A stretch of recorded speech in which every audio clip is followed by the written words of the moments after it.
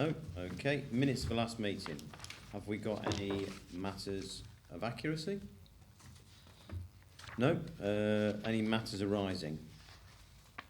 No? Can we agree them as a true record of the meeting? 12th of January. Okay, thank you. We've got item 4 is the on-call duty system update. We've got a report which will be introduced by Damien and then Andy, I believe. Yeah, thank you, Chair.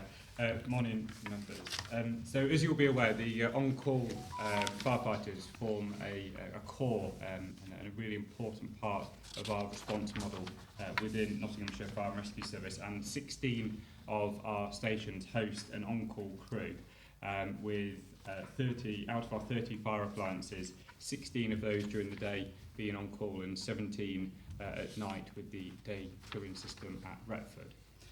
On-call sections are a core part of our delivery across service delivery to our communities, and they deliver prevention, protection and obviously response activities in their local community. And our on-call sections are made up of firefighters who normally have a primary employment either elsewhere or as a whole-time firefighter with ourselves or another service. And they either live or work within a response time to their local station. They carry a pager and they respond during times of need to crew that appliance. We look at on-call, and we've heard through this committee many times around the challenges around recruitment and retention with on-call personnel, and nationally we face a backdrop where a lot of services are struggling to maintain availability of their crews, where they're looking at either removing on-call appliances and stations and looking at different crewing models. However, here in Nottinghamshire, you'll be well aware we do have some challenges at certain stations, but across the board we have over 85% availability of our on-call crews on a 24-hour basis. Something we're really, really proud of, but something that doesn't necessarily come easily. And I think that's often the mistake that's made, that on-call is a far more efficient in terms of cost model. However, it's not a cheap model or easy model to make successful. And this paper today that Andy's going to take us through is really just an opportunity to highlight some of the work that we think is key to maintaining that 85% availability, to addressing the challenges around recruitment and retention, and really an opportunity to highlight to yourselves and to the public around the great work that's been done in Nottinghamshire Fire and Rescue Service to maintain that. So I'll hand over to Andy, our Head of Response, to take us through the paper. Thank you. So, as you know, the key metric that we have for on-call is around availability, and we strive for 85% availability on average, with no section less than 70%. We talk about this often in our service delivery reports at this committee. So far this year, availability is above that target. We're at 86.2%, which is really good to position to be in. And that actually places us as a service fourth in terms of national availability, which is really pleasing. Only Southwell Fire Station at 69.8% has dropped below the individual target of 70%. So we've done well with this year. The on-call crews have had a good year in terms of availability. Now, attending operational incidents is a key motivator for on-call firefighters. Maintaining appliance availability is therefore plays such a significant role in their retention. Now, an innovative approach that we have taken as a service to maintain appliance availability is the introduction of our on-call support team. Now, this team's primary function is to mobilise members of that team to crew on-call appliances where they would otherwise be unavailable because of crewing deficiencies. When the team is fully established, it consists of 5 whole-time employees, and all of them have appropriate instant command and driving qualifications so that they can perform any role within an on-call crew. Now, during this year, that team's contributed around 1,500 hours of on-call availability. Another innovation that we have here in NOTS is the maintaining on-call availability through alternative crewing. Now, this was introduced some years ago and basically enables a on-call appliance to be crewed with 3 firefighters rather than the normal minimum 4. Now, what this enables is that appliance can still be mobilised to incidents. So for the most significant incidents, they will attend in addition to the predetermined attendance. And to the slightly less significant instance, they will go as part of the standard PDA. Now this means that where otherwise they would have been unavailable and off the run, they are still available to attend those operation incidents and get exposure and obviously contribute to outcomes. Now alternative crewing has accounted for 6.5% of on-call availability this year, so it shows that scheme has been really successful for us.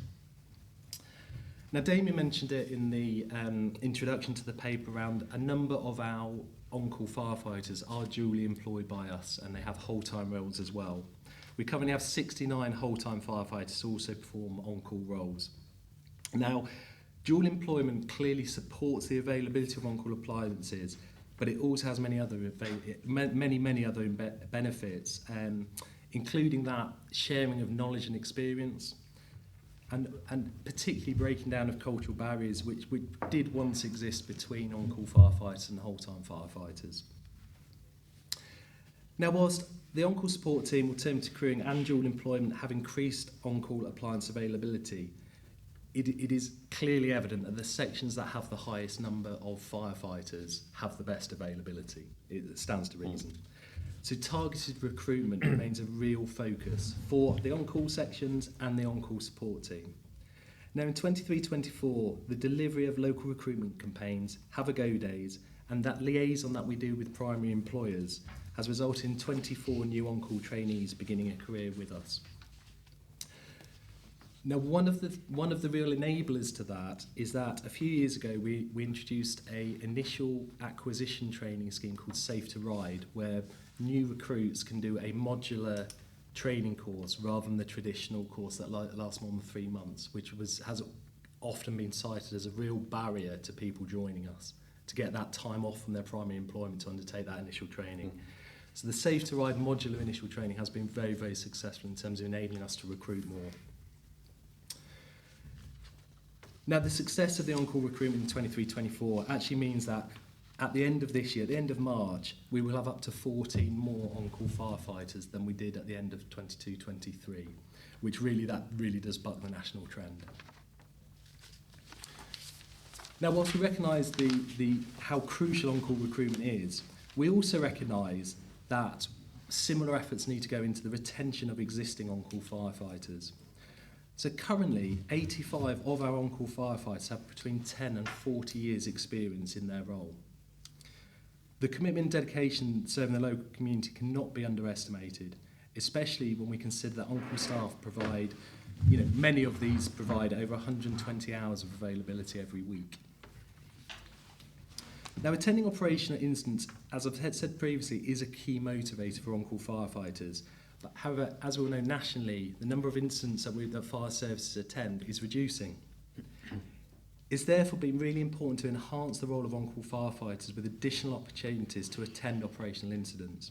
Now, one way that we have done this service is to have special appliances crewed by and based at on-call sections. So things like the welfare unit, the water and foam bowser, the high-volume pump are all crewed by on-call staff. Similarly, an on-call section provides our marauding terrorist attack capability. Now, another way of increasing opportunities for the on-call to attend operation incidents has been the introduction of short crewing. This scheme enables on-call firefighters to volunteer to undertake shifts on whole-time watches when there are shortfalls, and also when it does not affect the availability of their own on-call appliance. Now, this was actually introduced during COVID-19 as a means of keeping as many appliances on the run as we possibly could. But we've retained it, and it's proved to be very, very popular with on-call staff, and obviously benefits the service massively in terms of our resilience. Retention is also enhanced by providing on-call firefighters with the opportunity to undertake the full firefighter role. So whereas many other fire and rescue services do not give firefighters who are on call the opportunity to perform prevention and protection activities, we absolutely encourage this within Nottinghamshire. Now, where an on-call firefighter has the capacity to do so, in terms of whether their primary employment allows them time to do other things, we greatly encourage them to get involved in community safety activities, safe and well visits, business safety checks and the like. For some, the potential for progression within the on-call is a key factor in their decision to remain in the role. Now, whilst dual employment has been beneficial in terms of the enhanced appliance availability, almost an unintended consequence of it has been the proportion of dual employees that have successfully achieved supervisory manager roles within the on-call. To counter this, every section is permitted to recruit an additional temporary crew manager to develop those firefighters that are solely on call. Now, national research has shown that alongside attendance at operational incidents and performing those additional roles of the firefighter role map, another crucial factor in on-call firefighters' decision to retain and remain in the role is really their feeling of being valued by the service. Now, we as a service have taken several steps to really promote this in 23-24 and will continue to do so going forward. So, for example, at Christmas time, our on-call support team facilitated arrangements to enable every on-call section to have a 12-hour period free from providing availability so they could celebrate the period with their friends and family. We go to great lengths to promote the work of our on-call sections and their achievements via social media channels. And for example, at the end of this year, at the end of March, a letter will be going out from the Chief Fire Officer to express his gratitude for the efforts that have been made from the on-call. Removing complexity within the role is also very important when it comes to sort of satisfaction, job satisfaction and also retention. Now, the introduction of fire service rota at the start of 23-24 has really improved an on-call firefighter's ability to access real-time data and information in regards to the availability of their appliance, and also for them to actually arrange their periods of unavailability at any time that suits them. They can do it remotely from their mobile phones or from home. It's now far, far easier for those on-call firefighters to be on call when we need them to be, but then to also be free, as often as they possibly can be. To ensure appropriate support is provided for on-call sections, during 23-24, we had a realignment of district manager responsibilities. And these were realigned to enable more capacity to be provided to support on-call sections, to attend their drill sessions and really be there when they're needed to give advice and guidance. Now, in 24-25, we'll continue to have this focus on on-call. Targeted recruitment campaigns have begun in the last week, in fact, for sections to really start to push around recruitment for this year, and the first on-call recruitment course is planned in for August time. Similarly, we'll be taking fire cover review this year, which part of that will consider the impact on attendance times when on-call fire appliances go off the runner and unavailable, which will provide clear guidance for the on-call support team as to which sections they need to focus on and support. Opportunities to attend in operational incidents are going to be further enhanced by the introduction of 3 rural firefighting vehicles, which will each be crewed by on-call sections. More opportunities to undertake prevention protection activities will be offered, and we are increasing our achievement targets that we expect from on-call sections for both safe and well visits and business safety checks. And we are also expanding the community befriending scheme to the on-call sections as well, so they'll be undertaking that activity too. Now, in addition to all of this local work, throughout 24-25, we'll continue to remain committed to supporting the national on-call working groups at both practitioner, station and strategic levels, and sort of sharing the activities that we've been undertaking to enhance recruitment and retention, and obviously taking learning from them as well. Thank you. Okay, thanks Andy. Looks like some positive news in terms of not just retention, but we're actually growing in terms of 14, so that's good compared to the national trend, and it looks like there's been a lot of positive work. Have colleagues got any questions, comments, points they'd like to make? I'd just like to make a comment. Thank you for the good work on this, and obviously every time I normally hear kind of your brief overview, it's very detailed and comprehensive, so a lot of the time I don't need to question it, but keep up the good work in. Thank you. Obviously challenging times. Thanks. Nigel? No? It's pretty much similar to what's been said really. You're cracking job and continue. Yeah, it's really good to see that, because I know we've had some issues with on-call, and the service has really addressed them, haven't they, in terms of what we've got. I mean, it's not perfect, and you say we've got some issues in Southall, but, other than that, it's looking really quite good, isn't it? Thank you very much. Okay, colleagues, we'll move on to agenda item 5, which is the review of fatal fires. That's Damien. Thank you, Chair. And members will be aware that this is an annual report that we bring that reviews the sad circumstances of any fire-related fatalities that we've had in the previous calendar year. So whereas the rest of our reporting aligns to the financial year, this aligns to the calendar year, and that's in line with the coroner's inquest and the reports that are submitted to Her Majesty's coroners.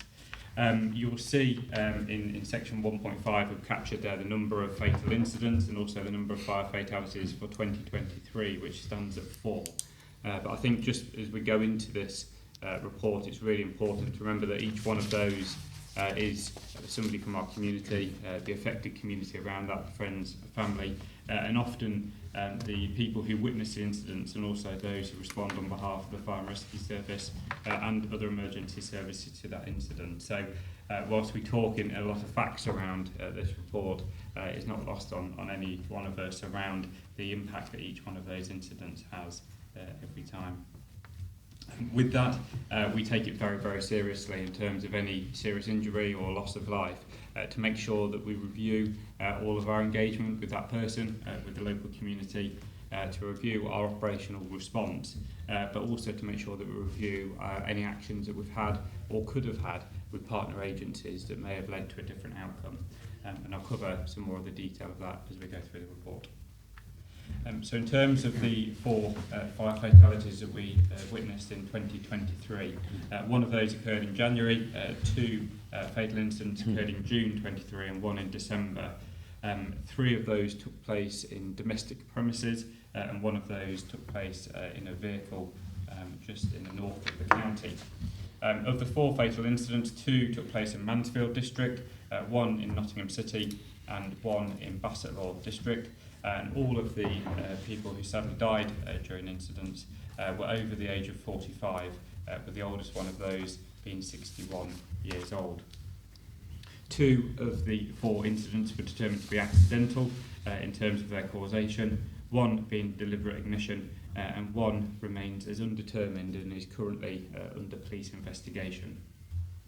Now, members will be aware that we have the service's Charlie profile, which highlights people who are higher risk of serious injury or death from fire due to characteristics of their circumstances or their lifestyle.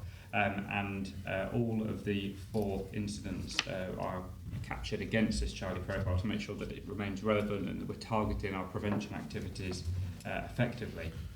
Now, 2 of the 4 people who died lived alone. All of them had underlying medical conditions, mobility or impairment, or mental health issues. 3 of the casualties were known smokers, and 2 had care and support packages in place through the local health providers. All 4 of the incidents were reviewed, and all 4 incidents were found to have working smoke alarms where relevant, and 3 of those alarm systems were monitored systems. Now, members will be aware from previous meetings, we often talk about unwanted fire signals and automatic fire alarms, and we've seen a significant increase in terms of people who live in at-home care, and many of those have monitored alarm systems, and we've seen those increases. And I think something that Area Manager Coleman often highlights is the number of those, but also the risk that's associated with them. And I think that's really captured during this point of the report in terms of those people had alarm systems, those alarm systems actuated, they alerted us to attend that incident, but sadly there was nothing we could do to save those people's lives.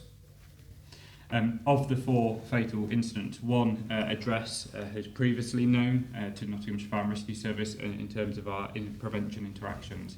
And we work to continue to raise the awareness of partner agencies. We have an ongoing training system, but members will be aware of the challenges, particularly within local health, in terms of the turnover of staff, and particularly in terms of private provision of that. Because the point we draw from that is that 3 of those people had healthcare packages in place, yet only 1 of those premises that we had attended in terms of fire safety. So there is still further work to do to ensure the quality and accuracy of those referrals. So we commission a serious event review group, a SERG meeting, following any incident resulting in death or serious injury from fire. And that meeting is convened internally as soon as possible by the duty manager following an incident occurring. That group reviews a wide range of elements to the service's response, including response to the incident, planning for immediate action after the incident in terms of the local community, deciding on appropriate messaging that we can share to learn from that incident through the media, and interrogating systems and partnership details to make sure we understand what information we held on the person involved, but also what information had been shared with and by partners.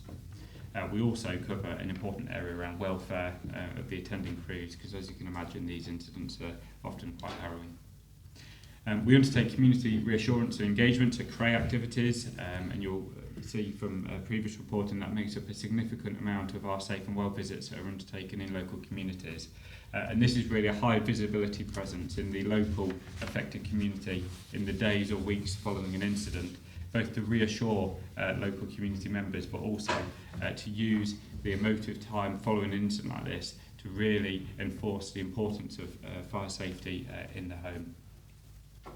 Of the fatal incidents that took place in 2023, each area received a CREA visit, and that resulted in a total of 620 properties being given safety advice. Of those properties, 165 were seemed to have higher risk, and therefore a safe and well visit was conducted, and 39 of those premises were found not to have working smoke detection, so therefore we addressed that with the fitting of smoke alarms. When a serious but non-fatal incident takes place, because sadly we have a greater number of those, we still carry out CREA activity, and we also continue to work with the Safer Houses initiatives to make sure that we target communities which we see at risk. In section 2.10, 2.10, we talk about our seconded occupational therapist role, and that's something that we've recently highlighted to the His Majesty's Inspectorate again as an innovative or good practice, because this person is part of our prevention, our persons at risk team, and they continue to work closely both with fire investigation and our prevention team to look at trends, understand how we can work collaboratively and more effectively with local health to prevent future injury or suffering from fires. And that person really provides an invaluable link between us and the health sector to make sure we've got that clear communication.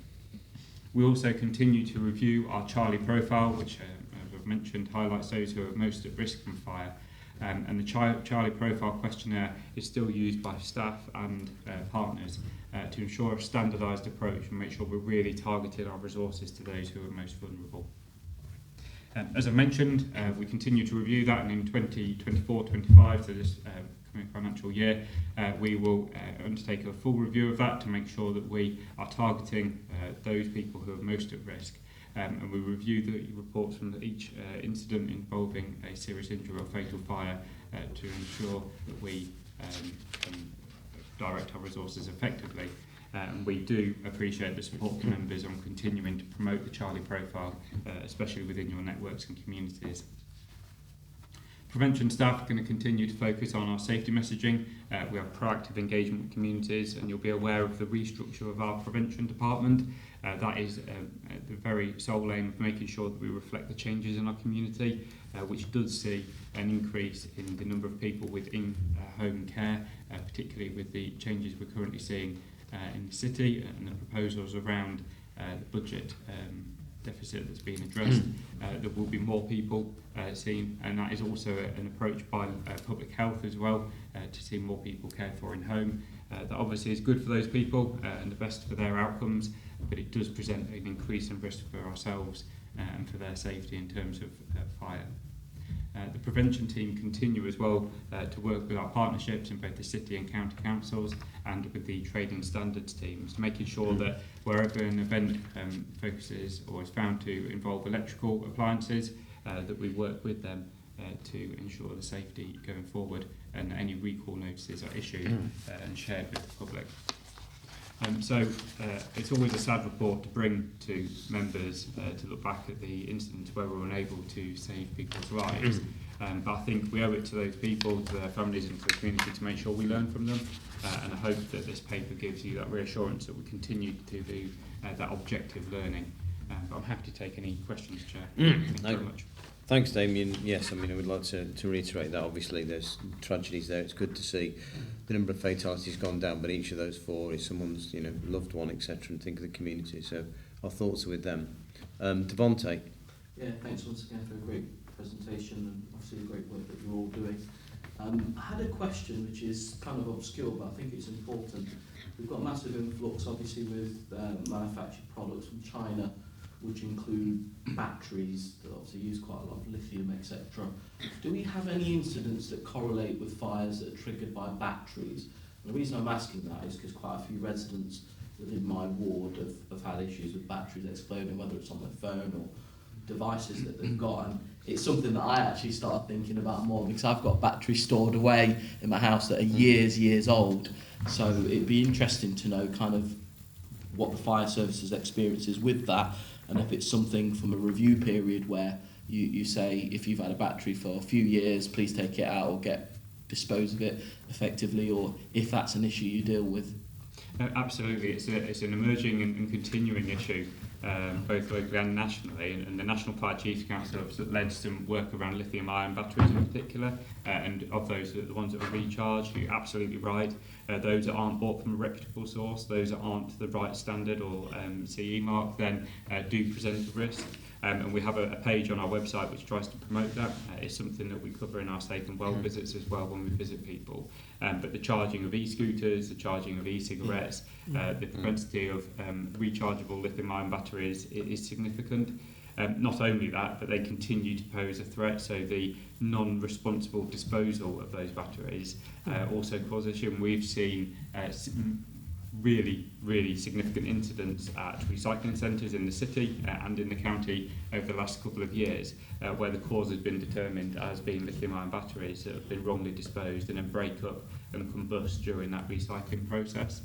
So it's something we take really seriously, both on a local and national level. I don't know if there's anything you want to cover. Yeah, there's going to be a renewed campaign by the National Fire Chiefs Council to raise the awareness of inappropriate charging and damaged batteries. That's where the real issue comes from, that people are using non-recognised charging methods, or if the battery becomes damaged, that is where the concern is. We've also got issues, particularly with e-scooters. A lot of people leave them in what we'd class as means of escape, a corridor in essence. Yeah. And if the charger goes in the means of escape, there's no way of getting out of that premises, and that is certainly causing an issue, both nationally and internationally, and it is resulting in an increase in fire deaths. We've had serious fire incidents in this county that have been attributed to lithium-ion batteries. They are everywhere. You know, they're in disposable vapes, they're in e-scooters. You know, less so with mobile phones if they're appropriately charged, but the bigger batteries that we're getting in e-scooters is causing a real cause for concern. And what a lot of the public don't realise is if we get an e-scooter that's on fire, we can't put it out. You can't put a lithium-ion battery out, you know, because it generates its own heat source, and there's the traditional methods of smothering fire with either water or a blanket does not work for the lithium-ion. Wow. So what would be the method then? Just cover it and let it burn. Just let it burn? It will do its own thing. If you look on the internet, there are instances of electric vehicles being submerged in lakes and still burning.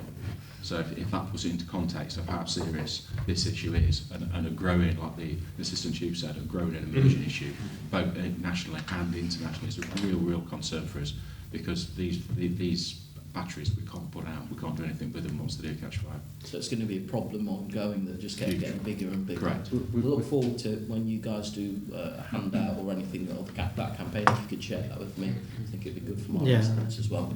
We do find that technology far exceeds and is faster than regulation, or also the safety side of things as well. And we find that as a real push for sustainable batteries, sustainable electric and better resource, but we find that technology is far exceeding that regulation side at the moment, and it's something nationally we are playing catch up with as well. And I say in firefighting techniques, we've got a team that are dedicated to electric vehicles because of the challenges that brings, and they're looking at how we best deal with those. We've had significant incidents on the M1 recently, which caused huge disruption, which again really challenging, really difficult. You have to submerge that vehicle, and that's not easy to do when you're dealing with something on the M1 or a vehicle carrier. So a real challenge, but we'll really welcome your support in sharing that message and getting it out there, because again I think that there's a real lack of understanding in communities in general.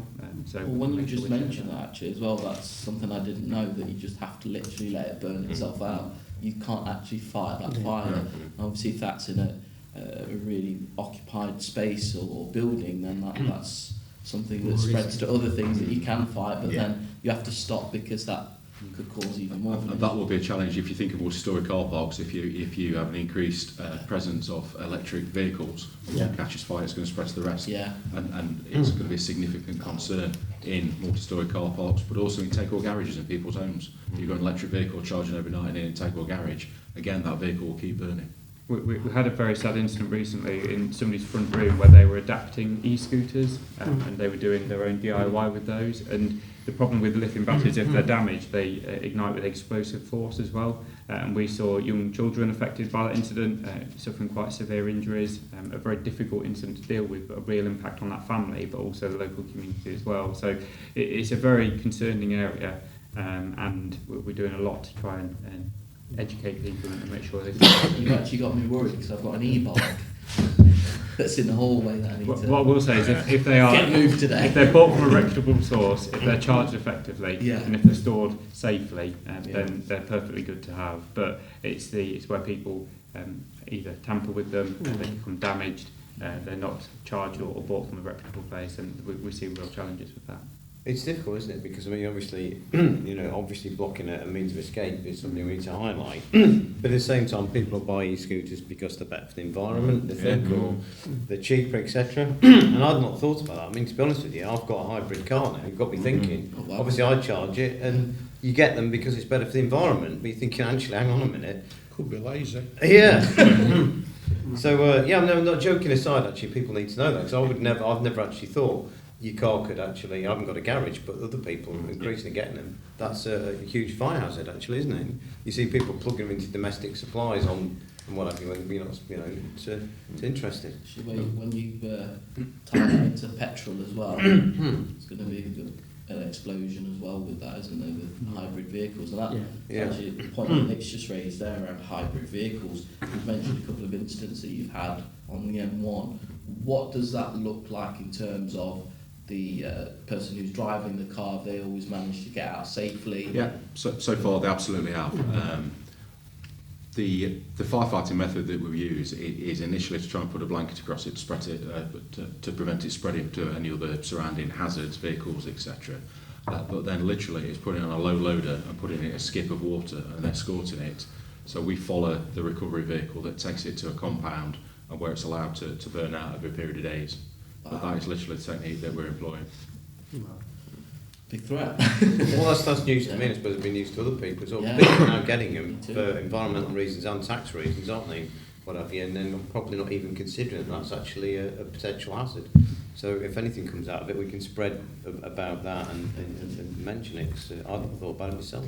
I think it just highlights the importance of making sure that you buy from reputable sources, you check for damage, you have it serviced, you have it checked by professionals, and that we just take those precautions really, because these are far better for many, many reasons, but they do bring different hazards. And like Bryn says, we've had to purchase new equipment and to look at different ways working operationally to deal with that technology, which has been around for a number of years now.